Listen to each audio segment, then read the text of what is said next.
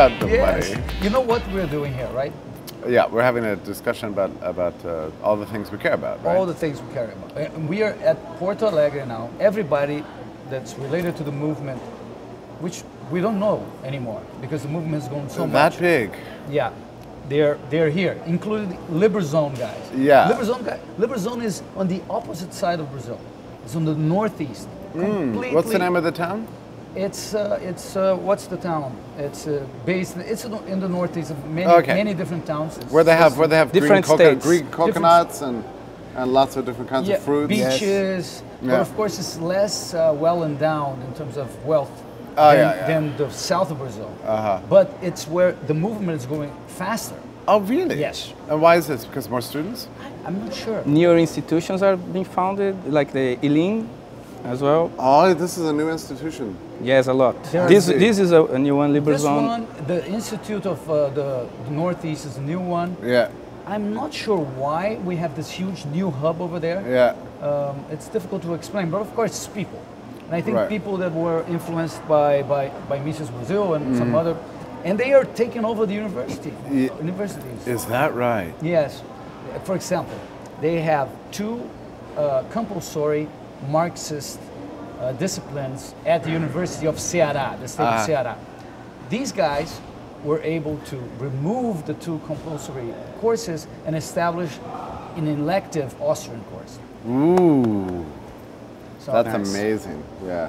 So you see, like Mises Brazil was founded like 6 years ago, right? That's Not right. that long. So in that short period of time, you've seen that much growth? Yes. Yeah. Yeah. And a lot of it has to do with the failure of public institutions, right? Like, and that's obvious. It's true in the U.S. It's got to be true in Brazil. Like anything the government's doing, it doesn't work anymore in a digital age. It was a little bit different here. We got a boost from the financial crisis that was imported from the U.S., but Brazil more or less was okay with the crisis. We were considered to be insulated from that. But anyway, we would talk about the crisis in Brazil without the suffering. We got some boost from that. Since 2009 to 12, the government started reinventing some old Keynesian interventionist stuff. But now the problem is bigger. So I think we're getting a new boost from the bad Because policies. it didn't work. Because it didn't work. Because we thought, we didn't see any crisis here. Yeah. So let's keep doing whatever we were doing. Yeah. But now the problems have surfaced. Yeah, you wonder about the U.S. in that respect because, like, since 2008, first of all, everyone in 2008, not everyone, but all the cultural elites blame capitalism for what happened, Yes. which is crazy because it was a failure of a state-based monetary and banking system. I mean, clearly. Right. But to the mainstream, it was not. And now we are able to break this information monopoly with because the internet. you're putting a as well. lot of information out about a business cycle theory, Yes. about bad money, and is money... That is of the central bank. Yeah, there's problems with the central bank. So is money a major factor in some of your educational work? I mean, educating about sound money? A lot, Yeah. a lot, yes. Yeah. It is. Though it's very complicated. It is complicated for people to... Yeah. But it's one of the amazing things about Ron Paul, actually. I mean, he actually made this a political issue in the U.S. For Yes. something like the first time in And the Fed. And the more Fed. than like 150 years or 130 years, something like that. Nobody had been talking about money in politics. True. But I would guess even the liberal economists, the liberal-leaning economists here, they don't understand the issue at all. Yeah. They are in support of the central bank. Sure. So it's very difficult for us, still small guys, to be talking about that. But we did some good debates. We debated one of the most famous mainstream economists, and he ended up interviewing and saying, I believe that the central bank will be abolished at some point. Oh, wow. That was so amazing. I understand that in Brazil, the central bank is very active, but you have a kind of a regularly high inflation rate. You know, it's like running 5, 6, 7% all the time. That's correct. And so what is bad inflation in Brazil? Bad inflation was in the 80s. We had 1% a day, which would compound like several thousand % a year. Yeah. Prices would rise every day. So that'll destroy the capital foundation of any country immediately. It would, unless you are a smart country like us, that you try to index and adjust everything every day at the same rate. Yeah. So it's like a relativity theory of Einstein applied to economics. Since everything is moving at the same velocity, it appears that nothing is as disastrous. Right. But wages were paid every 15 days only. I see. So these guys would get. So then we had the huge inequality that Brazil still has today. Yeah. Is part function. This is I've noticed already since I've been here that inequality is a major factor. That you have one system for the rich, one system for the poor. But this issue works to our advantage, I believe. But we have to spin it. We have to understand it, and explain that this system of one system for the rich and one for the poor is created by government regulations. Right. Regulations especially, but also taxation and inflation. Of course. What other impressions you have since you've left been here in Brazil? So Helio and Fernando, I have this growing sense that like anytime you're a traveler in a foreign country, it always feels freer than your own country, maybe. And that's because you're not paying the taxes. You know, and you're not having to obey the bureaucrats. So I think you just wander around freely. So it feels like, oh my God, this is what freedom feels like, you know. But I always feel free in Brazil. I mean, It's the second time, and it's great. I mean, when I was at the airport, I was able to buy a beer and walk around with it, which is great. You can't do that in the United States. Right. I felt like I was Breaking Bad. Just for walking around with the beer, you know. And then of course, I mean, there's no water restrictions apparently, because in my hotel, I was able to get like a deep massage just from the shower, you know. It was like a fire Explain hose. how it is in the U.S. Oh, no, of course, we have extreme rationing on water everywhere, so it's just a little tiny trickle, you know, that comes out. You can't really wash yourself well. No, it's true. You can't flush. Yeah, the toilets don't work in the U.S. Here's the thing. If you're going to start a civilization, the very first thing you need to think about is like, how do you get rid of human waste? Because that's bad stuff, right? Yes. You have to like get rid of it. So we don't even have that right in the U.S. You know, we compromise on the use of our water, even on this very critical issue of sanitation, you know. Right. So you can't get a good shower. You have to flush like 30 times, you know. It's just terrible. The clothes machines don't work anymore, so you can't get your clothes clean in the U.S. anymore because the water's not allowed to be hot. You can't use very much of it, and so on. So this is apparently not a problem in Brazil. So this is great. It is sometimes. For example, now in São Paulo, we are having, for a lot of years since, to ration some water. But even before the ration, I get amazed by this company that is a provider of water in the city of São Paulo. Their main commercial is spend less of our product, please. Always. Yeah. So it's conserve water. Yeah, always. Yeah. Don't buy even though they charge by how much they you charge, use. but don't buy our product. Please economize. That's crazy. So of course. So but it's a quasi-public-private thing. It's a quasi-public. Right. Yeah, of course they wouldn't do that if they were allowed to really explore the water. If the government came along and put little stoppers in all the shower heads in all of Brazil and said, no, you can't use a lot of water for your shower, just a little bit of tiny, would there be like some sort of revolution? I don't think so. And they are already making some stuff like that. And there we are getting there. Already some limitations, but they're like to the toilet they have 3 times as much as in the US. So it's still you get the. But we are getting there. Our politics are working a lot. They are working hard. I hope the U.S. does not influence Brazil in this respect because they're destroying everything. You know, all household products. Dishwashing machines no longer work. You know. Yeah. I was just in Australia and I used an iron, and this iron was so great that you could hold your clothes up, pull out the iron, and like hold it like this and put a steam blast, and the clothes would go like swing out like that. It was so strong. It was a great iron. So that I got home and I thought, I gotta have that iron, right? So I looked it up online. Guess what? You can't get it. It was an Australian iron. So I thought, well, I mean, I could get another iron. So I bought an iron from Amazon. No, it didn't work. So I bought another iron. Didn't work. I ended up with 5 irons trying to get one that worked, and none of them worked as well as they did in Australia. So it's like seen and unseen, you know? Right. It's like sometimes you travel to a new country and you don't know what you've been doing without. You know, like, oh my God, irons actually work really well. Right. Or look, I can have this great shower. And you go home and then you have a sense of being deprived, you know, and almost it's always the case it's the government doing it, right? So it's important. I think it's important to travel. I mean, just to discover things like that. Yeah. of course. And countries tend to mimic each other for the good and for the bad. Mostly for the bad because there are governments trying to find ideas. Yeah. But we can try to push into what is good in the other countries. For example, in Brazil, the underground, everything that is underground is the monopoly of the state. It doesn't matter if it's in your property. It doesn't matter. So you can never have a well, for example. You can't. That's why you have no mineral rights. No mineral rights, except if the government gives it to you or sells it to you. Yeah, you can have the well, but you are charged. You have to pay them. Yeah.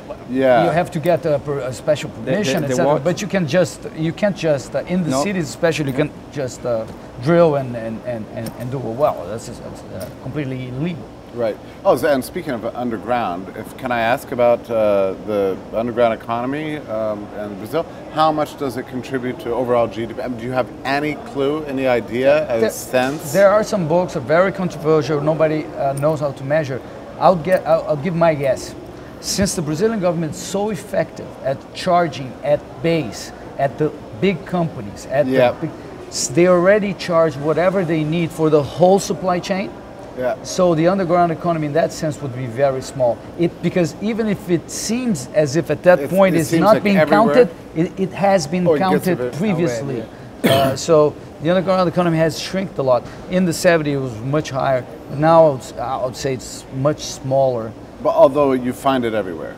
You think it's an underground economy. It's just that this guy doesn't pay maybe his personal income taxes at that point, but he's paying the other 79 taxes. Yeah. So is that an underground economy? Yeah, it's more like a gray market, but this is true in the U.S. too. You know, I mean, there's a lot of Breaking Bad. I mean, there's people doing things they shouldn't be doing. I mean, I've wondered if sometimes the U.S. economy would like completely shut down, and if everybody obeyed every single regulation on the books all the time. It's probably true in Brazil too. Yeah. I mean, you can't possibly keep every law. That's completely true in Brazil. The other day I was talking about the restaurants in São Paulo. Yeah. Somebody who understands restaurants told me that he guesses that half of them does not yet have the permit to operate because of whatever different regulations you need to start a restaurant. So they start out without that. They run the risk of being closed down at any time. At some point they eventually they would pay somebody to get it. But that's how it works. Yeah. You can't possibly fulfill every regulation. Well, and it's true in the U.S. You know, we have fire codes. You know, for every single bar or restaurant. Yeah, here we have it. You only can have so many people in. But if you obey these things, you would never make any money. Exactly. We had a great tragedy here in Brazil with a fire that killed a lot of people in a nightclub. Yeah. And then close to Porto Alegre. Before this, the state came along and immediately changed the law. Everything. This always happens, right? Some crisis happens. And now they say that it's impossible to open a nightclub or a bar. Yeah, because of the fire code. Because of the fire code. Yeah. Robert Hicks, Crisis and Leviathan. Yes. Yeah. This is the way this state works. But what's strange is they seek to solve problems, but all they really do is serve themselves. I mean, the only winner from the state is basically the state. Right. In the end. I mean, government benefits government a lot, but it doesn't benefit anybody else. True. Yeah, the people has this in mind that the government is there to help them, but it's not. We have to say it's a lie to them. Yeah, it's an illusion. So you said you're traveling a lot. You've been to Australia recently, to Canada, to all different places. So you've seen a similarity between the issues that we talk about. You see that this has been globalized. The movement is getting, the starfish is out there. It is, and that's what's so great, right? Your analogy of the starfish. I mean, the libertarian, liberal, anarchist movement, whatever you want to call it, is the new Marxism, basically. It's a global movement. We all have the same problems. We share similar values. We love to get together. I was just at the International Students for Liberty Conference in Washington, D.C. There was something like 2,000 people. And I mean, this is inconceivable. Like 10 years ago, you could never have had a conference like this. I hope we get the same success as Marxists did. It was the communism won in so many places. I know it, but they we won. should get way more success because Marxism is insane. Yeah, true. But we actually make some sense. Yeah. Yes. In some ways, we can learn from them, from their methodology, because there are always class disputes. And libertarianism is also a class dispute between the state and the others. It's really But so we can benefit from their perspective in that sense, not bourgeois versus the workers, but the state versus. And you have to focus in the emotion. They make no sense, but they have this passion from the. Well, and what's fight. strange, I picked up a Marxist newspaper in Australia, and began to read it, and all the things they talked about were basically complaining about the government, which is funny. Yeah. You know, I mean, like almost every story was about something terrible the government was doing. They are complaining, but they want more. But then they want more, you know, or maybe they don't. They're confused, you know. Totally. I don't think a movement that's confused like that can really last. That's what's beautiful about libertarianism, is that it actually makes sense to people and connects with people's real lives. And that's sort of what I want to do more and more within our world. It's like connect our ideas to people's regular lives. Right. And instead of just staying always in the realm of abstractions, right. like to talk about how liberty can help individuals. And you do that amazingly well. Well, thank you. When you write, you always connect it with something real life. Yeah. And sometimes I think there's actually too much theoretical debate in our world and not enough like action-based commentary. I agree, because we're moving from the academics, the great thinkers, to culture, which is the next step. And that will happen much before the politicians. Yeah, I mean, this is why I started my new company, Liberty.me. I mean, I just want to kind of push us to that next level of trying to make liberty real in your life. How's Liberty.me? Talk to us about that. Okay, so today, this is, I believe, Monday, right? That's Monday. Yeah. So we just let in our pre-subscriptions today for the very first time. Okay. And everybody's running around the city, just trying out things, and it's been a lot of fun. So we're getting messages every 2 seconds, so because we've waited a long time for this. But I built. But what is it? By Dreamland, basically, is what it is. Okay. I mean, I used every tool of communication, every digital technology for publishing and for distribution, and shoved them all into one single space. I mean, like everything I ever learned, we put it all into one space. So very robust forums. We have social networking, Facebook-like technologies, together with we're opening by distributing 100 books immediately online. But with the books come seminars and ongoing discussions. We have live classrooms going along with this. And the other thing is that every member of Liberty.me gets their own publishing platform.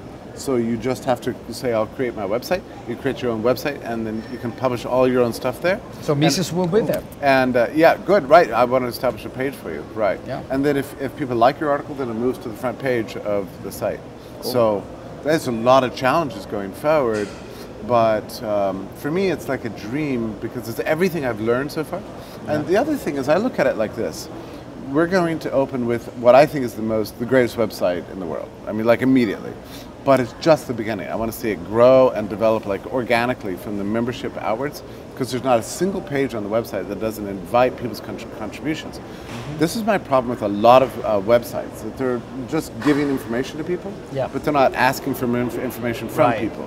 But I think what we need is a kind of communication, so we can learn from each other. Yes. Nobody knows everything, so we need to kind of crowdsource ideas, I think, going forward. Excellent. Yeah.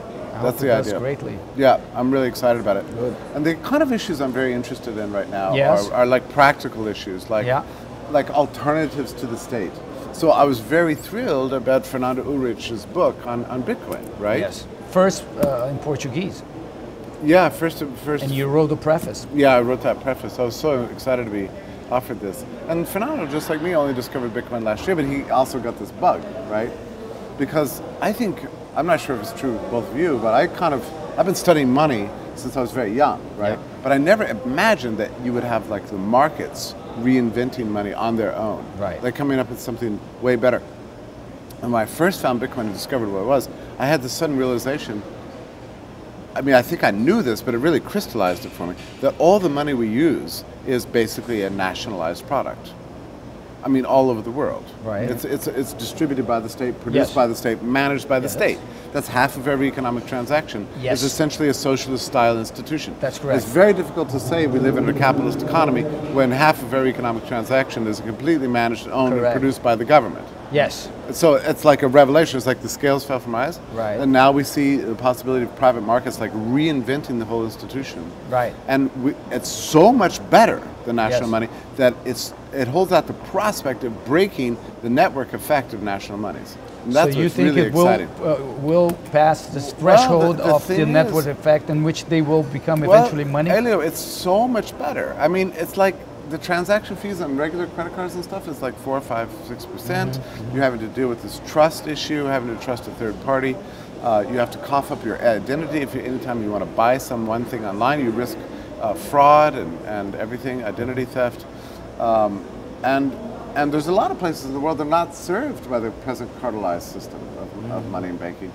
Well, Bitcoin gets rid of transaction fees. It gets rid of that third-party trust element. It's instantaneous. It allows you to transact with anybody in the world. Yes. It doesn't matter who they are, their IP range or anything.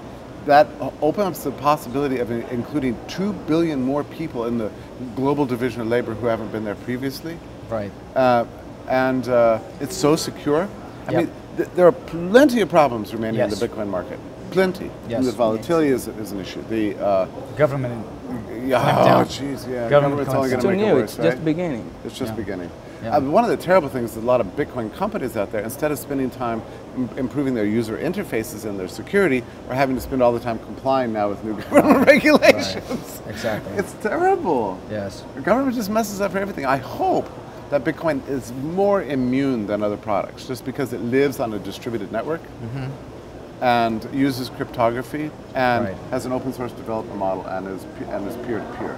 So all those kind of factors help insulate it a little bit more from some state regulation.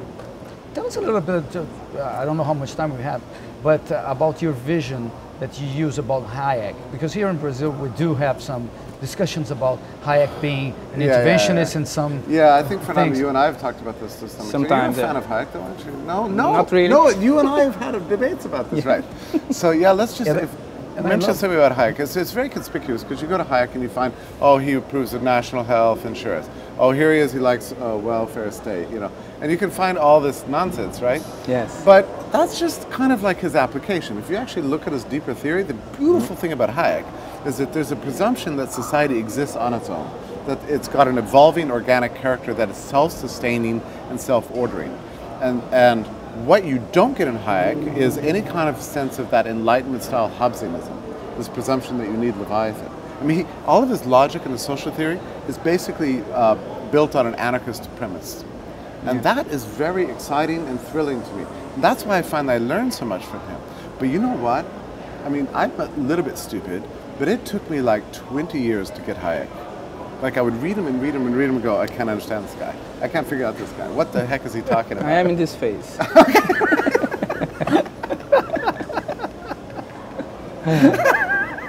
And then one day, and it was only when I came to Brazil in São Paulo, and there's like suddenly it just like opened up my mind like complete, and then I couldn't get enough, right?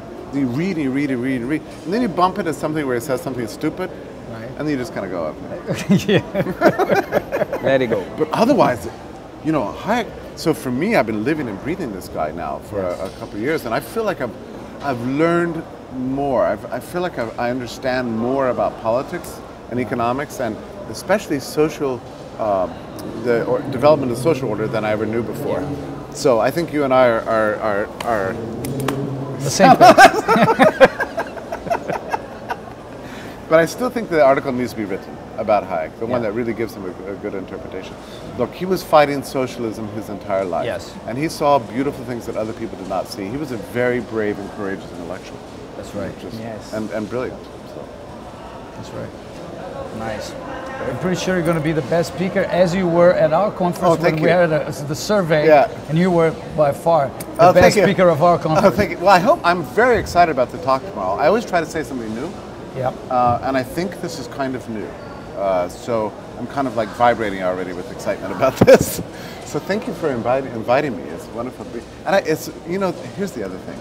To come see the Mises Brasil booth, to see all these beautiful books, see Hapa's Theory of Socialism, and see you two. You know, it's like being friends, you know? Yes, we are. Isn't it beautiful? I It mean, is. wherever you go, you find a your privilege. friends in liberty. It's a privilege. Thank you very much, Jeffrey. Okay, Helio. Thank you. Amazing. Fernando, thank you. Amazing work.